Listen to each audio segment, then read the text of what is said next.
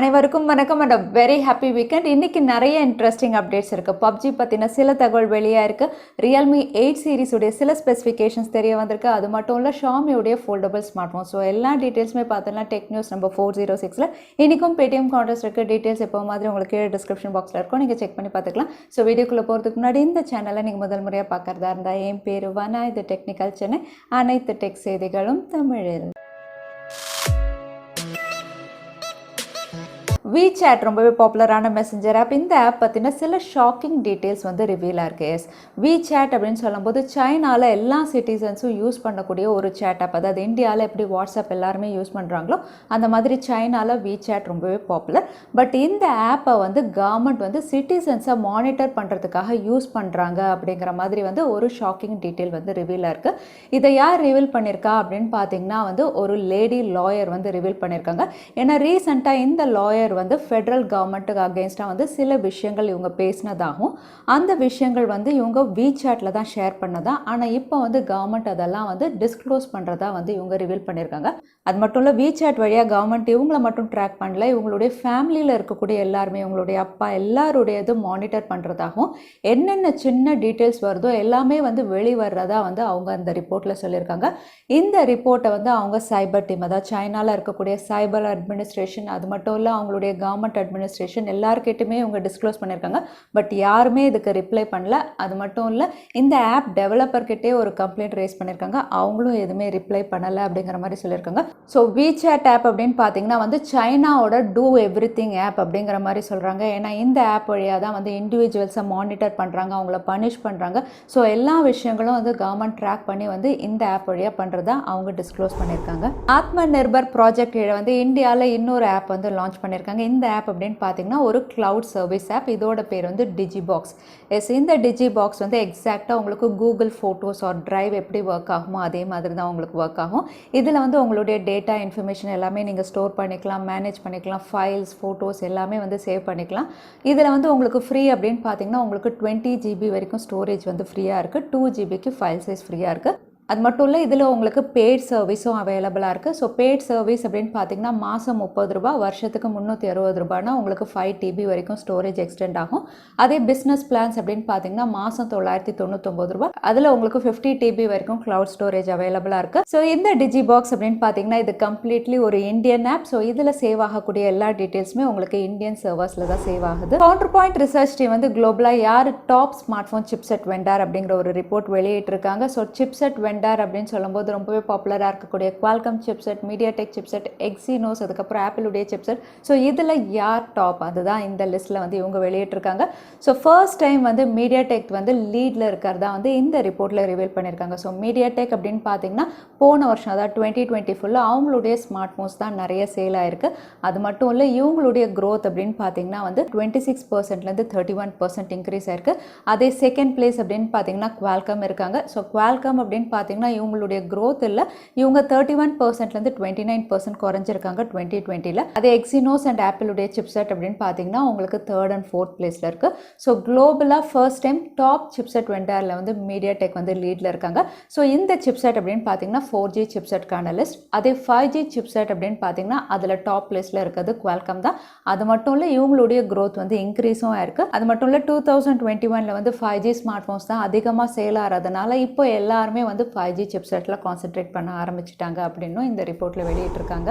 PUBG mobile India அப்படின்னு பார்த்தீங்கன்னா இந்தியாவில் கம்பேக் ஆகுமா இல்லையா அப்படிங்கிறது எப்போவுமே ஒரு பெரிய கேள்வியாகவே இருக்குது. ஏன்னா இந்தியன் மினிஸ்ட்ரி அப்படின்னு பார்த்தீங்கன்னா இப்போ வரைக்கும் இதுக்கான பெர்மிஷன் கொடுக்கல. PUBG மொபைல் சைல்ட் ரைட்ஸ் கீழேயும் வரலை அப்படிங்கிற மாதிரி டினை பண்ணிட்டு இருக்காங்க.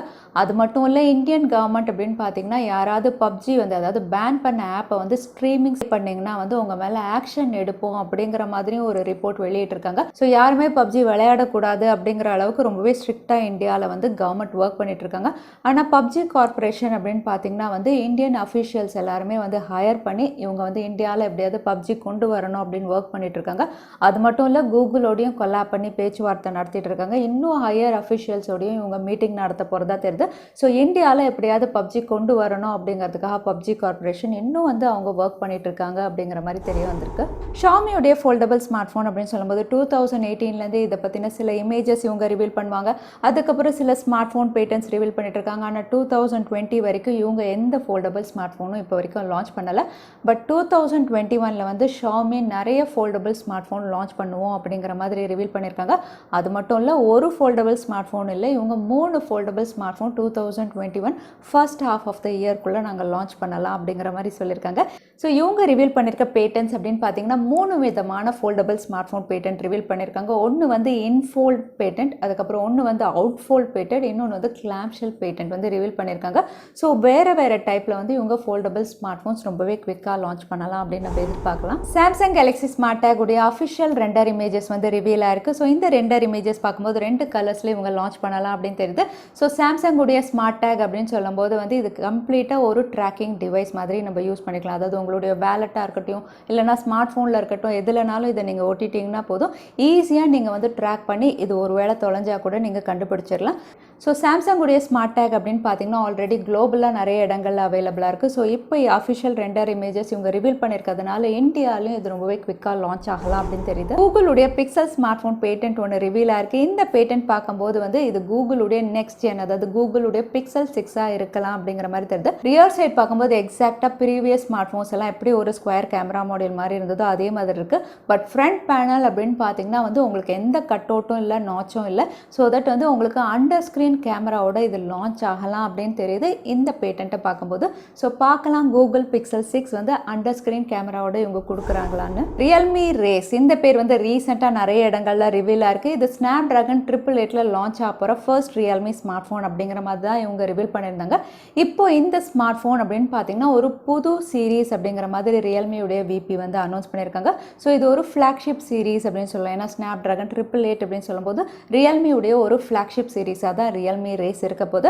அது மட்டும் இல்லை, இதோட கேமரா செக்மெண்ட்டும் ரிவீலாக இருக்குது. இது 64 மெகா பிக்சல் குவாட் கேமராவில் இவங்க லான்ச் பண்ணலாம் அப்படின்னு தெரியுது. ஸோ ரியல்மி தரப்புலேருந்து இன்னொரு புது சீரீஸ் இவங்க லான்ச் பண்ண போகிறாங்க. அது மட்டும் இல்லை, ரியல்மியுடைய இன்னொரு ஸ்மார்ட் ஃபோன் பேட்டன்ட்டும் வந்து ரிவீலாக இருக்குது. இந்த ஸ்மார்ட் ஃபோன் பேட்டன்ட் பார்த்தீங்கன்னா வந்து ரியர் சைடில் ஸ்கொயர் மாடலில் சென்டராக வந்து உங்களுக்கு குவாட் கேமரா அலைன் பண்ணியிருக்காங்க.